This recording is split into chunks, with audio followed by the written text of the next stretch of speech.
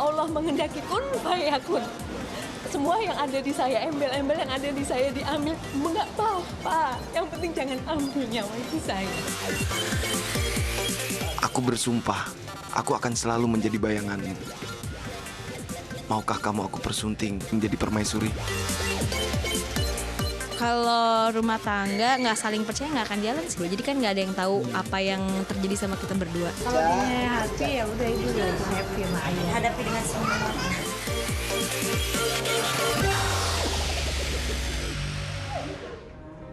Ya memang pertama kan kantor medis. Keperluannya. Menunjang ke dokter yang lain gitu.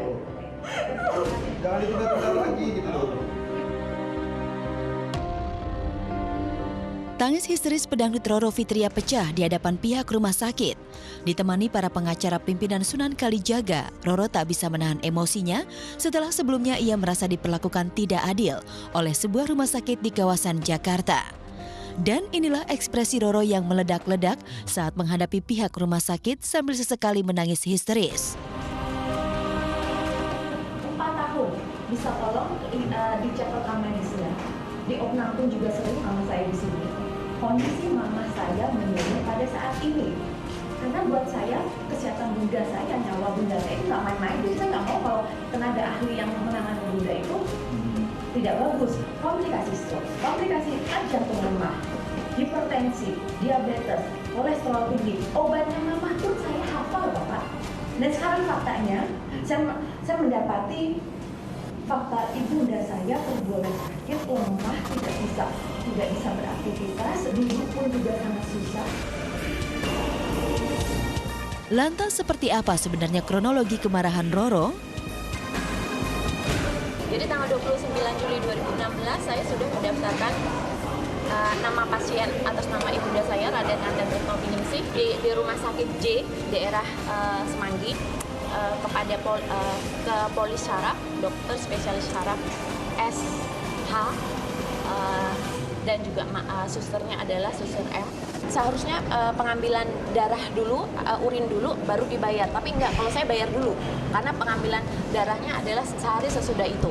Itu bermakna adalah saya sangat menghormati dan sangat arti penting nyawa ibunda saya itu tidak ternilai harganya. Kemudian tanggal 30 Juli 2016, pukul 10 waktu Indonesia Barat, saya menelpon lagi ke bagian pendaftaran untuk meng-cross check apakah nama yang bersangkutan pasien sudah ada di poli yang bersangkutan. Sudah ada, alhamdulillah. Pukul 12 waktu Indonesia Barat, saya telepon lagi, tolong disampaikan ke suster bagian poli syaraf dokter spesialis syaraf SH. Nah, saya menyampaikan saya terkena macet di Jalan Warung Buncit. Kemudian saya telepon kembali pukul 13 waktu Indonesia Barat ke poli yang bersangkutan. Saya menyampaikan terkena macet di daerah Kuningan. Terus yang terakhir, ketiga kalinya saya menelpon untuk mengupdate saya sampai di mana ke poli yang bersangkutan juga diterima dengan suster M. Ketika telepon yang ketiga itu saya ditolak. Saya ditolak oleh suster M dengan alasan dokter akan segera pulang sebentar lagi, sudah tidak mau menerima pasien. Dan lebih sakit hatinya lagi saya dengan nada tersenyum. Saya amat sangat ingat suster tersebut menolak dengan nada tersenyum. Maaf Mbak Roro, tidak bisa. Lalu saya tetap datang di sini pukul 14.05. Boleh silahkan di cross check, banyak CCTV di sini. Kemudian ketika saya mendatangi poli syaraf tersebut, faktanya apa yang disampaikan suster bohong. Faktanya dokter masih melakukan praktek di dalam ruang praktek bersama pasien dan di lingkungan ruang tunggu masih ada beberapa pasien. Saya ingat sekali ada 5 orang. Saya tidak hanya bicara, saya ada fotonya. Ketika itu saya sempat foto. Gaya bicara Roro kemarin memang tak lazim. Pedangdut dan model sensasional yang biasanya centil bicara, kali ini terlihat tegas. Bahkan usai mediasi dengan pihak rumah sakit, Roro kembali terlibat adu mulut dengan salah satu pihak rumah sakit. Bapak namanya siapa? Di bagian apa? Mau siapa? Dan Anda tidak didampingi oleh lawyer. Dan berdasarkan letter luck, kami datang didampingi 20 lawyer berdasarkan surat formasi resmi ini, surat kuasa secara resmi. Sakit kronis sang bunda yang terbaring lemah karena gangguan saraf inilah yang membuat Roro mendadak tampil berang. Apalagi Roro khawatir betul akan kondisi sang bunda yang sesekali bisa jatuh stroke. Seperti yang saya sampaikan tadi ketika di rumah sakit, kondisi bunda sangat memprihatinkan. Jadi dari keadaannya kesehatannya menurun, kondisi tubuh badan juga sangat panas, tangan kanan dan juga kaki kanannya kesemutan, sangat susah digerakkan gitu.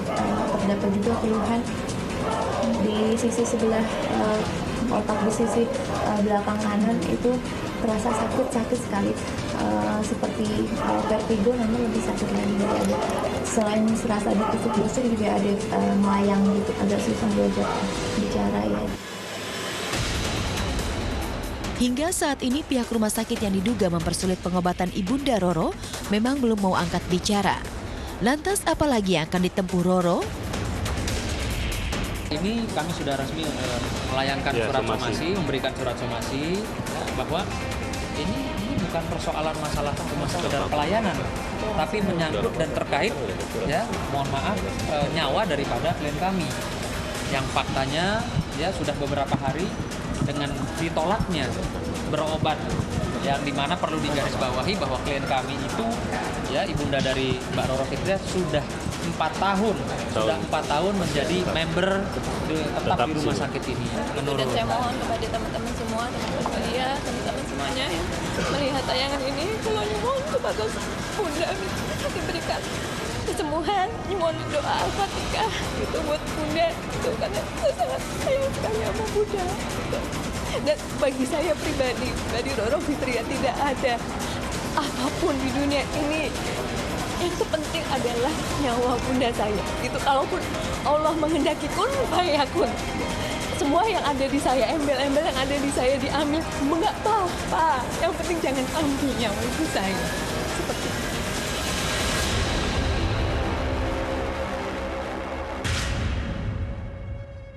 Iya. Ya. Kita mengerti banget ya bagaimana perasaan Roro, apalagi kalau berbicara. Saya secara pribadi kalau konteks berbicara tentang ibu pasti jauh lebih sensitif. Pastinya ya. Ya, karena apalagi berhubungan dengan kesehatan. Mudah-mudahan dari pihak rumah sakit juga tidak hanya diam saja, bisa memberikan statement dan penjelasan. Jadi sama-sama tidak ada yang saling dipojokkan. Jadi ada yang saling kita tahu jalan tengahnya seperti apa. Betul banget, dan juga kita berharap nanti ibu dari Roro Fitria bisa cepat sembuh, cepat pulih, dan juga bisa kembali beraktivitas. Tapi di luar dari permasalahan Roro itu ini maksudnya perlakuan untuk pasien itu kalau rawat inap kelas 2, kelas 3 itu tetap sama apa enggak ya? Aku tuh masih suka bingung. Itu dia ada perbedaannya. Masa? Jadi iya, tadi kan kamu cerita juga sama aku, Ruben. Iya ya, jadi, biasanya gitu. Ya semoga aja jadi bahan penelitian juga nih bagi rumah sakit di Jakarta gitu kan ya, agar adanya perubahan untuk pelayanan kepada pasien. Iya, tapi itu terlepas omongan tadi terlepas dari pembahasan Roro ya. Tapi yang pasti buat saya ya siapapun orang yang berobat, mau dia orang berada atau tidak, tapi nyawa atau kesehatan pasien lebih diutamakan. Betul sekali. Jadi juga mungkin Roro bisa lebih sabar juga, memberikan kesempatan untuk pihak rumah sakit mengklarifikasi semuanya dan menjelaskan seperti apa. Jika benar bersalah ya mungkin suster yang bersangkutan bisa diberikan sanksi atau seperti apa, dan ada baiknya juga. Betul, saling memaafkan juga jauh lebih baik ya. Oke, baik, dan pada hari ini saya Ruben Onsu dan juga saya James Purba. Kita berdua host paling kece ya, saat ini sudah siap memberikan kabar terhangat, terbaru dan menarik dari dunia selebriti dalam obrolan seputar selebriti Obsesi. Dan berikut ini Ben ya, ini ada keseruan juga getar asmara dari Puri Setia alias Mas Puri. Ini pemain sinetron dari TOP ya, tukang ojek pengkolan, dengan Dewi Oktaviani. Lagi gencar-gencarnya banget nih proses di antara memang Puri lagi deketin Dewi. Gitu. Ini proses apa nih? Proses cinlok kelihatannya. Oh, aku pikir proses untuk sinetron, ya kan, kebutuhan. Enggak, bukan kebutuhan bisa pekerjaan. jadi kayak gitu kelihatannya ya. Bukan kebutuhan pekerjaan atau gimana sih? Ini mungkin lebih ke ini sih kelihatannya pribadi. Jadi kayak yang Puri suka sama Dewi gitu. Itu menurut kita, tapi kita nggak tahu menurut mereka ya. Sesaat lagi tetap di Obsesi. Begitu.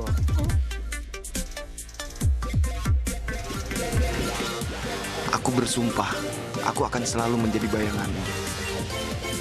Maukah kamu aku persunting menjadi permaisuri?